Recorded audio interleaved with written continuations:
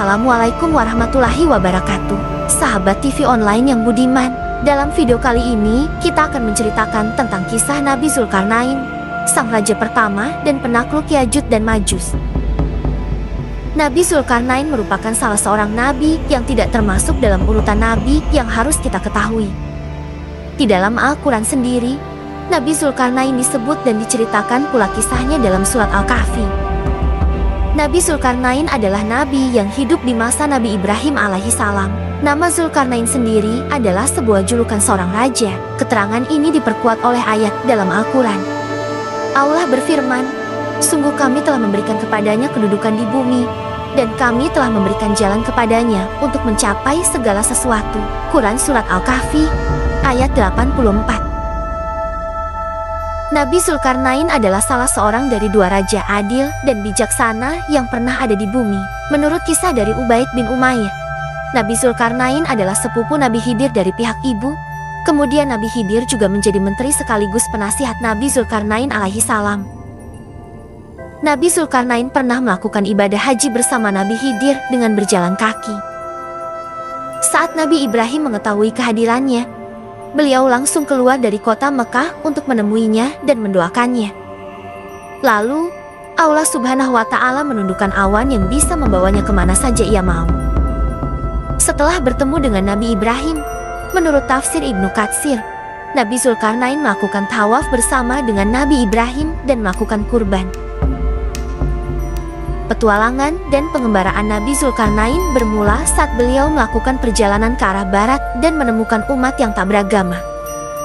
Dalam Al-Quran telah difirmankan oleh Allah Subhanahu wa Ta'ala, hingga ketika dia telah sampai di tempat matahari terbenam, dia melihatnya, matahari terbenam ke dalam laut yang berlumpur hitam, dan di sana ditemukannya suatu kaum yang tidak beragama. Kami berfirman, "Wahai Zulkarnain, engkau boleh menghukum atau berbuat kebaikan mengajak beriman kepada mereka." Quran Surat Al-Kahfi, ayat 85. Kemudian, Nabi Zulkarnain menempuh perjalanan lagi ke arah timur untuk menegakkan keadilan dan kebenaran, sampai perjalanannya terhenti di sebuah tempat di antara dua gunung. Tempat yang dimaksudkan ini menurut riwayat Ibnu Abbas yaitu Armenia dan Azerbaijan. Namun, sayangnya meskipun banyak pendapat soal tempat di mana dua gunung ini berasal, masih tetap memiliki banyak bukti yang kurang kuat. Lalu, saat Nabi Zulkarnain menginjakkan kakinya di sana, ia didatangi dengan salah satu kaum yang tidak dimengerti bahasanya. Sesuai dengan firman Allah, yang artinya, hingga ketika ia sampai di antara dua gunung, didapatinya di belakang kedua gunung itu, suatu kaum yang hampir tidak memahami pembicaraan. Quran Surat Al-Kahfi, ayat 93. Kaum ini mendatangi Nabi Zulkarnain karena mereka tahu kalau Nabi Zulkarnain adalah seorang raja. Atas izin Allah Subhanahu wa Ta'ala, Nabi Zulkarnain diberikan kelebihan untuk bisa berkomunikasi kepada kaum ini.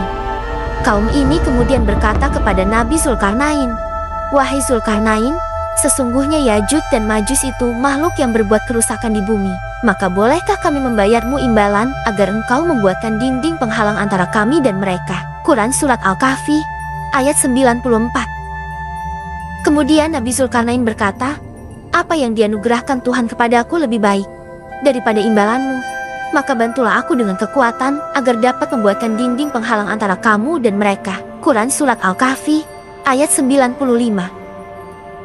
Nabi Zulkarnain pun membuatkan sebuah dinding yang berbahan sebuah besi. "Berilah aku potongan-potongan besi," hingga ketika potongan besi itu telah terpasang sama rata dengan kedua puncak gunung itu. Dia, Zulkarnain, berkata, "Tiuplah api itu." Ketika besi itu sudah menjadi merah seperti api, dia pun berkata, "Berilah aku tembaga yang mendidih agar kutuangkan ke atasnya besi panas itu." Quran Surat Al-Kahfi, ayat 96. Setelah dinding itu jadi, Nabi Zulkarnain memberikan peringatan kepada kaum tersebut bahwa dinding yang dibuat itu merupakan sebuah rahmat yang diberikan oleh Allah Subhanahu wa Ta'ala, dan suatu saat akan hancur ketika Allah Subhanahu wa Ta'ala menghendakinya. Yajud dan Majus pun tak bisa mengganggu lagi karena tingginya benteng yang dibuat melebihi ukuran tubuh Yajuj Majus sendiri. Diriwayatkan oleh At-Salabi bahwa Nabi Zulkarnain berjalan di atas bumi kembali atau menempuh perjalanan kembali untuk datang ke sebuah tempat. Allah Subhanahu wa Ta'ala mewakilkan seorang malaikat yang bernama Israfil kepadanya untuk menemani perjalanannya. Di tengah perjalanan, mereka berbincang-bincang. Zulkarnain berkata kepada malaikat Israfil, "Wahai Israfil, ceritakan kepadaku tentang ibadah para malaikat di langit." Lalu malaikat Israfil menjawab, "Ibadah para malaikat di langit diantaranya ada yang berdiri tidak mengangkat kepalanya selama-lamanya, dan ada pula yang rukuk selama-lamanya." Lalu Zulkarnain menjawab, "Alangkah senangnya jika aku hidup bertahun-tahun untuk beribadah kepada Allah." Malaikat Israfil pun menjelaskan kepada Zulkarnain tentang Ain al-Hayat atau air kehidupan. Air kehidupan ini merupakan sebuah air yang apabila seseorang meminumnya, maka ia tidak akan mati, kecuali Allah menghendakinya untuk mati. Air kehidupan ini ada di bagian bumi yang gelap. Lalu tertariklah Zulkarnain atas apa yang malaikat Israfil terangkan kepadanya.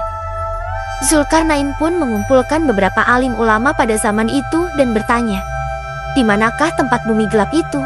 Seseorang dari alim ulama itu menjawab, "Di tempat keluarnya matahari." Zulkarnain pun bersiap-siap untuk pergi ke tempat yang disebutkan tersebut. Ia menyiapkan 1000 kuda betina perawan dan memilih 6.000 orang tentaranya yang cendekiawan dan ahli mencambuk. Salah satunya yang terpilih adalah menterinya sendiri, yaitu Nabi Khidir.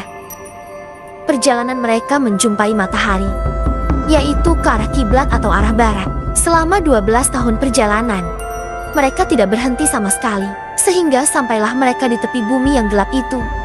Dan ternyata gelapnya itu memancar seperti asap, bukan seperti gelapnya malam. Saat Zulkarnain akan masuk ke tempat yang gelap itu, seorang cendekiawan dan pasukannya mencegah Zulkarnain. "Wahai raja, sesungguhnya raja-raja terdahulu tidak ada yang pernah memasukinya karena tempat ini sungguh berbahaya," ucap mereka. Kemudian Zulkarnain pun menjawab, "Kita harus memasukinya, tidak boleh tidak." Zulkarnain pun masuk dan berkata kepada pasukannya, "Diamlah, tunggulah kalian di tempat ini selama 12 tahun.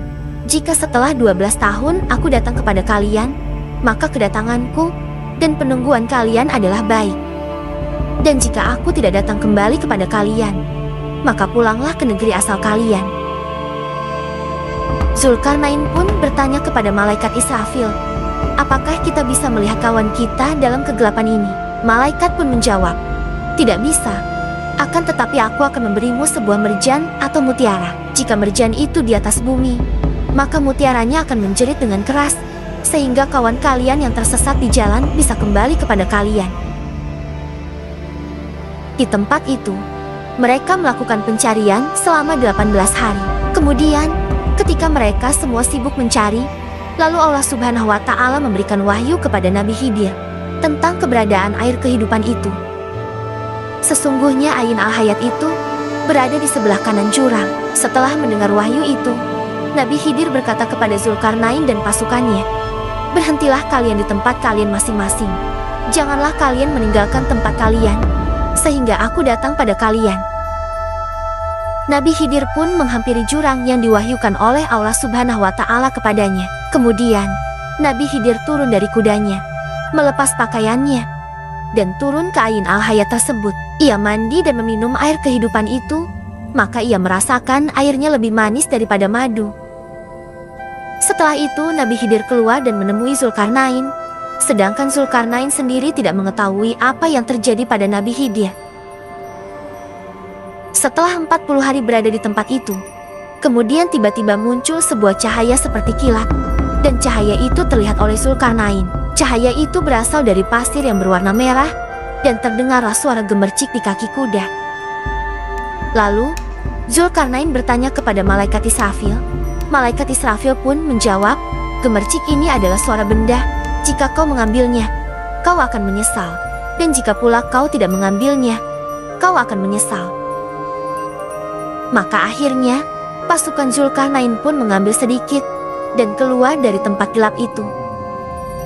Saat mereka sudah sampai di luar, mereka semua melihat benda yang dibawanya. Ternyata itu adalah batu permata. Maka, pasukan yang mengambilnya pun menyesal karena mereka mengambil sedikit.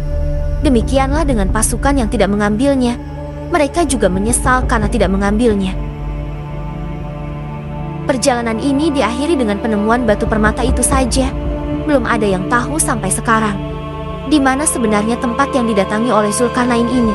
Hanya Allah Subhanahu wa Ta'ala yang tahu apa yang terjadi di zaman itu. Wallahu alam.